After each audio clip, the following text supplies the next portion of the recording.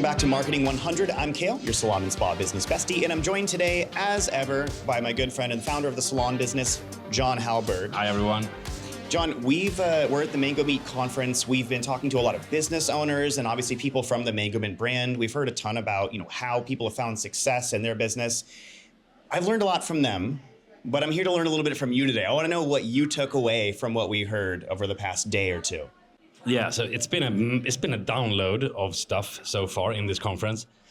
But if there's like one thing that I'm really taking away from the Mango Mint presentations here, is really the importance of the customer journey and like walking the full customer journey, not just walking the full customer journey, but like obsessing over the details that your clients or your customers are experiencing when interacting with your business. Because I think it's so easy, like to just, you see the things that you see when clients come in, what's happening in your operations, but there is a before that and there's an after that, and there's a lot of interactions that people have with your business that is not just what you see on a daily basis. And when you run a business, it's easy to get blind after a while. You forget about those things, right? You maybe pay attention to it when you're, doing one thing, when you're setting up your business, but then you kind of forget about those things.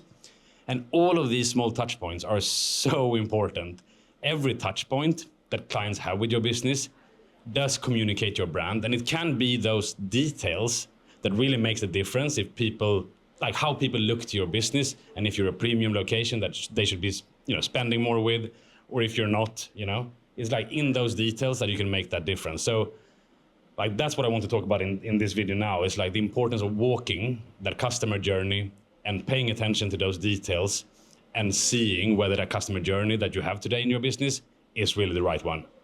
I think that's a good way to put it. I like that you said walk the customer journey. I don't know if that's something that everybody thinks about on a daily basis. Like, sure, client experience is important. We talk about how important making the client experience great is, but how often are you going back and looking at how well that's been performing? Like think of your favorite client or think of your least favorite client. What has their journey been like with you? What has their experience been like with you throughout the entirety of their relationship with you? And that's from Googling your business to, going to your website and looking around. Like, is the experience good? Do you look like a luxury brand? Do you look like somebody that they would identify with, or that they vibe with in terms of like your aesthetic and everything about you, everything that makes you you? Beyond that, like, has their experience calling you on the phone, being in your salon or spa, like, are all of those touch points positive?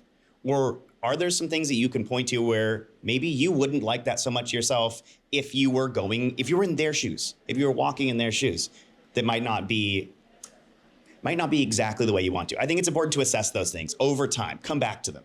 Yeah, and obviously it's hard to look at this with like an outside eye because it's your business, right? You created it, like, so you really like force yourself here, I would say, to like try to like, okay, I'm not the business owner anymore. I'm looking at this as if I was a client. As you said, I'm going on Google, I'm looking for the type of service that you offer, just typing that into Google. It starts there. And like, are you even showing up there, right?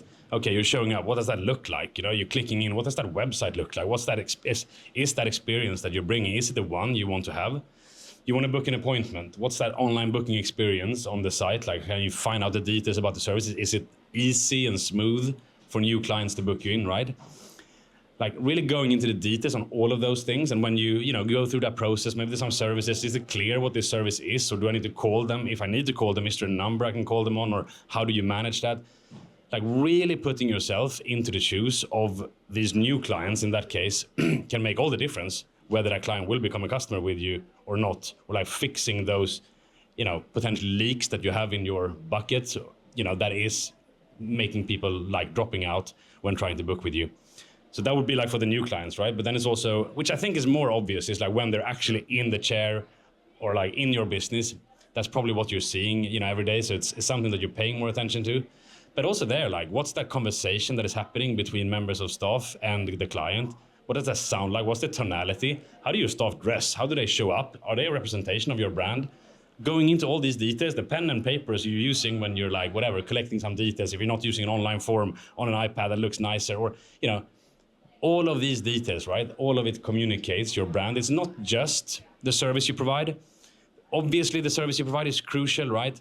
But it's just unfortunate if you're providing great service, but the other interactions are not complementing and like augmenting that experience that you're investing so hard in to deliver, in your business, making sure that all those things around is really making that happen. So they have a great experience during the appointment.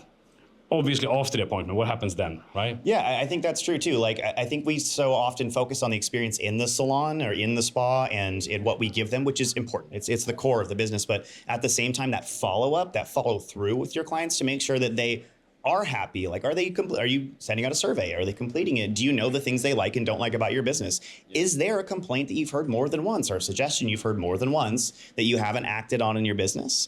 Those are all things that, like, I think, we get used to maybe doing everything in the business and turning it off when we're done for the day or whatever, or we don't spend time reflecting on how that day went at the end of the day, and sort of collecting all those little things and keeping track of them and understanding, maybe this is something we can improve. Maybe this is how we can grow.